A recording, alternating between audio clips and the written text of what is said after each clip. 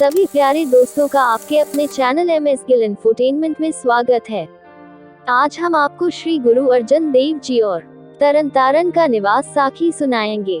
सिख धर्म का प्रचार करते हुए गुरु खारा नामक गांव में पहुंचे। उन्होंने खारा गांव के बाहर एक अत्यंत सुंदर स्थान पर डेरा डाला। वहां विभिन्न फलों के पेड़ों के कई बगीचे थे। वहां उन्हें पानी का एक तालाब भी मिला।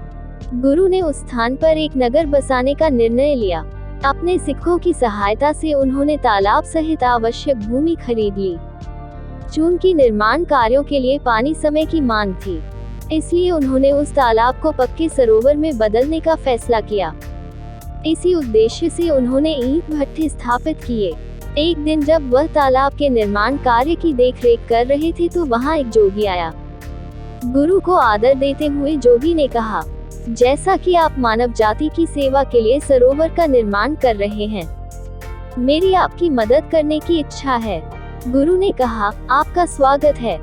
ये सिख सेवा कर रहे हैं, आप भी इनमें शामिल हो सकते हैं। जोगी ने कहा, मैं शारीरिक रूप से तो मदद नहीं कर सकता, लेकिन मैं आपकी आर्थिक मदद करना चाहता हूँ। फिर जोगी ने गुरु को एक छोटी सी थैली दिखाते हुए कहा, इस थैली में राख है। इस राख की मुख्य विशेषता यह है कि इसे अगर हम लोहे से रगड़ेंगे तो यह चांदी बन जाएगी, और अगर इसे तांबे से रगड़ेंगे तो ये सोना बन जाएगी। जोगी की ये बातें सुनकर गुरु ने कहा, क्या इस राख में और भी कोई गुण है? जोगी ने कहा, हाँ, इसका एक और महत्वपूर्ण गुण है। यदि इसकी बहुत थोड़ी मात्रा पानी में मिला दी जाए तो कुष्ठ रोग से पीड़ित मनुष्य ठीक हो सकता है। गुरु ने राख से भरी छोटी थैली अपने हाथ में ली और राख को सरोवर में फेंक दिया। ये देखकर जोगी को आश्चर्य हुआ और दुख हुआ। उन्होंने कहा, आपने अरबों की संपत्ति सरोवर में फेंक दी है। इस धन से तुम एक अत्यंत सुंदर नगर बसा सकते थे। गुरु ने उत्तर दिया, हे जोगी, धन मानव जाति का सबसे बड़ा शत्रु है। यह मनुष्य में अहंकार, आवेश, क्रोध, वासना और पीड़ा उत्पन्न करता है। तुम झूठे धन को असली मानते हो, बादल की छाया की तरह। जो कुछ भी तुम्हें दिखाई देता है वह गायब हो जाता है। फिर तुम दुखी क्यों हो गए हो? आपके द्वारा तैयार की गई राख अब मानव जाति के काम आएगी।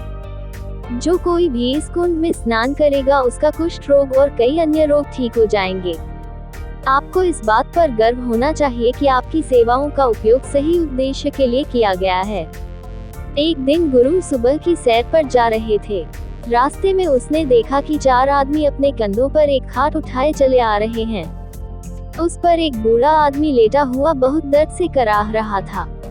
गुरु ने उन्हें रुकने के लिए कहा और कहा, तुम इस अस्वस्थ बूढ़े व्यक्ति को कहाँ ले जा रहे हो? कौन है ये? उन्होंने कहा, बीमार बूढ़ा आदमी हमारा पिता है। वह मुरादपुरा गांव के प्रधान हैं। वह पीड़ित है कुष्ठ रोग से। बीमारी इतनी गंभीर अवस्था में पहुंच गई है कि उसके लिए यह असहनीय हो गया है। अब हम उसकी इच्छा के अनुसार उसे ब्यास नदी में फेंकने के लिए ले जा रहे हैं। गुरु ने उन्हें सलाह दी, उसे ब्यास नदी में फेंकने की कोई जरूरत नहीं है। मेरे साथ आओ और उसे पवित्र तालाब में स्नान कराओ। 2-3 दिन बाद वह ठीक हो जाएंगे। उन्होंने गुरु का अनुसरण किया। सरोवर के पास पहुंचकर उन्होंने गुरु द्वारा सुझाए गए स्थान पर खाट रख दी। फिर गुरु की सलाह के अनुसार उन्होंने उसे तालाब में स्नान कराया। नहाने के बाद चौधरी को राहत महसूस हुई। वहां रहते हुए उन्होंने सुबह और शाम दिव्य कीर्तन सुना और 2 बार तालाब में स्नान भी किया। 1 सप्ताह में ही वह बिल्कुल स्वस्थ हो गया। इसके बाद गुरु ने वहां एक कुष्ठ आश्रम का निर्माण कराया। उन्होंने भारत के सभी भागों से कुष्ठ रोगियों को आमंत्रित किया। उन्होंने उनके लिए निःशुल्क रसोई की और आवास की व्यवस्था भी की। साखी सुनने के लिए सभी प्रिय मित्रों को धन्यवाद। अधिक से ऐतिहासिक साखियां सुनने के लिए हमारे साथ बने रहें। वाहेगुरु जी दा खालसा, श्री वाहेगुरु जी दी फतेह।